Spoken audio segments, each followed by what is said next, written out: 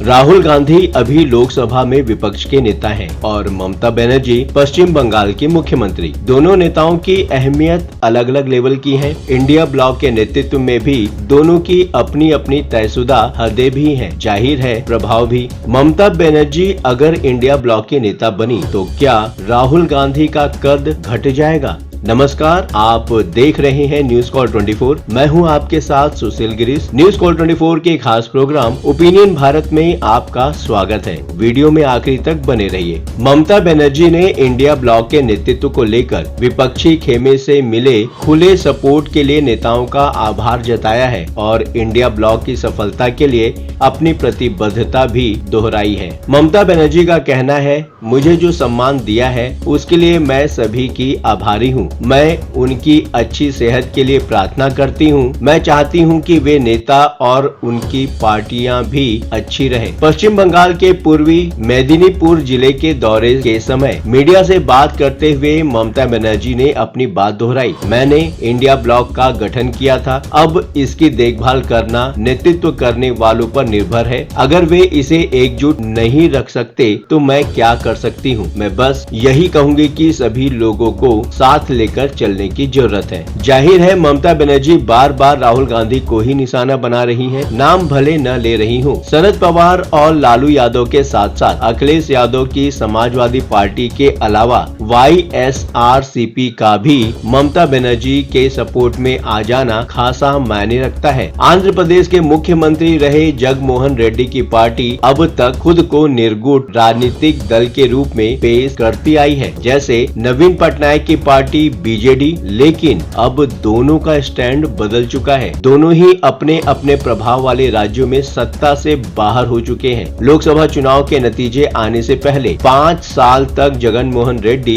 हमेशा ही केंद्र में सत्ताधारी बीजेपी के साथ खड़े नजर आते थे, बल्कि विपक्षी खेमे के नेताओं से भी भिड़ जाते थे। अब इंडिया ब्लॉक में हो रहा है राहुल बनाम ममता बनर्जी। पश्चिम बंगाल की मुख्यमंत्री ममता बनर्जी की तारीफ करते हुए YSRCP सांसद विजय साई रेड्डी ने सोशल साइट X पर लिखा है, ममता बनर्जी इंडिया गठबंधन का नेतृत्व करने के लिए एक आदर्श उम्मीदवार है। उनके पास गठबंधन का नेतृत्व करने के लिए व्यापक अनुभव भी है। RJD नेता लालू यादव ने भले ही ममता बनर्जी का नाम एंडोर्स किया हो, लेकिन राहुल गांधी को भी इंडिया ब्लॉक का नेता बनाने वाले वही हैं। दावेदार तो ममता बनर्जी तब भी थी जब बिहार के मुख्यमंत्री नीतीश कुमार अपने लिए प्रयासरत थे, लेकिन तब लालू यादव ने एक झटके में नीतीश कुमार का पत्ता साफ कर दिया था। पटना में हुई इंडिया ब्लॉक की मीटिंग में लालू यादव का वो बयान काफी चर्चित भी रहा, जब RJD नेता ने राहुल गांधी की शादी को लेकर कहा था, आप दूल्हा बनिए, हम बाराती बनने के लिए तैयार हैं। लालू यादव के इस बयान को तब इंडिया ब्लॉक के नेतृत्व से जोड़कर देखा गया था और लोकसभा चुनाव के नतीजे आने के बाद तो राहुल गांधी विपक्ष के निर्विवाद नेता बन गए और लोकसभा में नेता प्रतिपक्ष बनने का सबसे बड़ा आधार भी यही था। लोकसभा चुनाव में कांग्रेस 99 सीटों के साथ सबसे बड़ी विपक्षी पार्टी बन गई और बिहार में भी प्रदर्शन RJD के बराबर ही रहा, अगर पप्पू यादव को भी कांग्रेस के साथ ही जोड़कर देखा जाए तो। लेकिन अब वही लालू यादव कह रहे हैं, ममता बनर्जी को इंडिया गठबंधन का नेतृत्व दे देना चाहिए, हम लोग उनका समर्थन करेंगे। जब उनको कांग्रेस की आपत्ति के बारे में बताया जाता है तो कहते हैं कांग्रेस के विरोध से कुछ नहीं होने वाला, ममता को नेतृत्व दिया जाना चाहिए। लेकिन कांग्रेस सांसद मणिक्कम टैगोर का सवाल है, बंगाल के अलावा TMC का स्ट्राइक रेट क्या है? गोवा, त्रिपुरा, मेघालय और असम में क्या हुआ? TMC को इसका जवाब देना चाहिए। शरद पवार पहले ही कह चुके हैं, बेशक वो देश की एक प्रमुख नेता है और उनमें गठबंधन का नेतृत्व करने की क्षमता है। तृणमूल कांग्रेस की तरफ से कांग्रेस नेतृत्व अपना अहंकार त्याग कर ममता बनर्जी को इंडिया ब्लॉक का नेतृत्व करने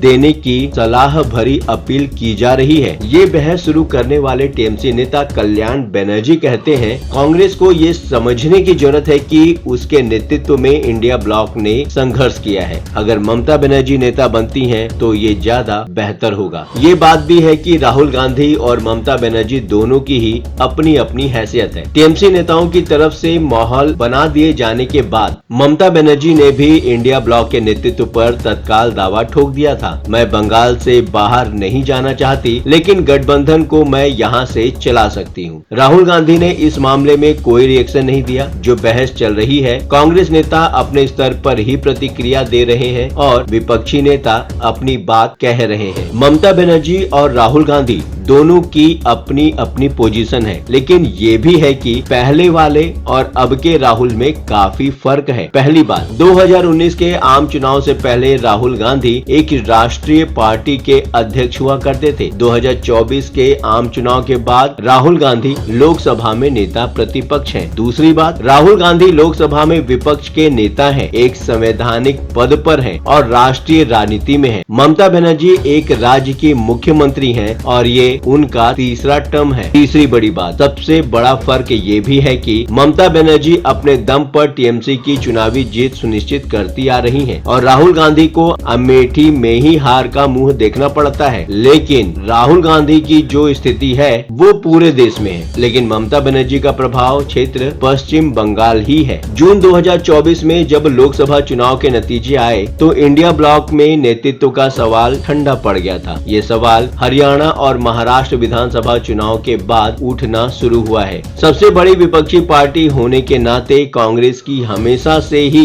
प्रधानमंत्री पद पर दावेदारी रही है और हाँ, कांग्रेस के प्रधानमंत्री पद के उम्मीदवार राहुल गांधी ही हैं। ममता बनर्जी की प्रधानमंत्री पद पर नजर 2019 से ही है, लेकिन उनके दावेदार बनने पर और भी दावेदार खड़े हो जाएंगे, ऐसा लगता है। राष्ट्रीय राजनीति में क्षेत्रीय प्रभाव का अलग फायदा है, लेकिन राष्ट्रीय फलक पर असर की अपनी बात है। बेशक नेतृत्व का मामला हरियाणा और महाराष्ट्र में कांग्रेस के खराब प्रदर्शन के चलते उठा है, लेकिन क्या कांग्रेस ने अच्छा प्रदर्शन किया होता तो क्या मामला नहीं उठता? लीडरशिप का मामला उठाए जाने की एक वजह समाजवादी पार्टी और आम आदमी पार्टी को हरियाणा और महाराष्ट्र में मनमाफिक सीटें नहीं मिलना भी है। नेतृत्व का मामला उठना ही था, क्योंकि दिल्ली के बाद बिहार और फिर पश्चिम बंगाल में विधानसभा चुनाव होने वाले हैं। बिहार में कांग्रेस ज्यादा सीटें चाहती है, इसलिए आरजेडी की तरफ से पहले से ही दबाव बनाने की कोशिश हो रही है। बंगाल में ममता बनर्जी